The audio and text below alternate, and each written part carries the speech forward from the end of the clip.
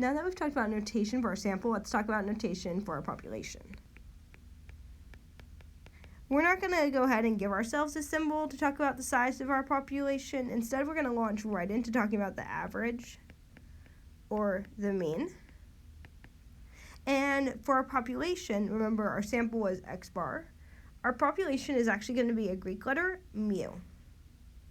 So, for example, we're going to say average age of all college students is right around 23. That is, mu is 23 here. Now, after talking about average, let's go ahead and talk about proportion. Remember, our proportion is just the decimal representation of our percentage. And to get the proportion for the population, we're going to use a lowercase p. Remember, sample had p hat. It's just like the hat fell off it. Lowercase p for our population proportion. Example would be to say, let's say 21% of all Americans would want a bagel toaster.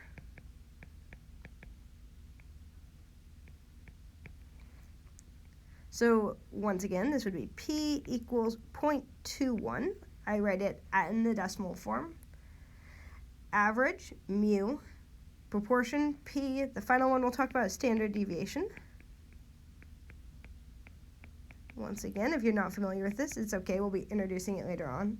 Standard deviation for the population is represented using a sigma.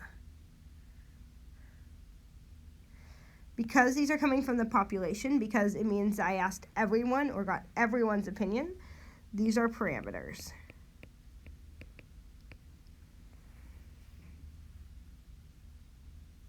Now, what I'd like to do is go ahead and put all of these side by side so we can go ahead and see them. So we'll scoot this up really quick.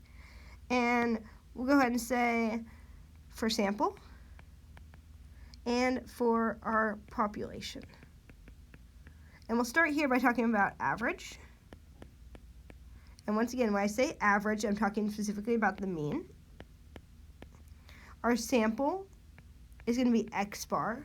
Once again, you might see Y bar instead. And our population average is mu. Proportion will be p hat. That's the percentage of people who said something. P would be the percentage of everyone who believes something. And finally, standard deviation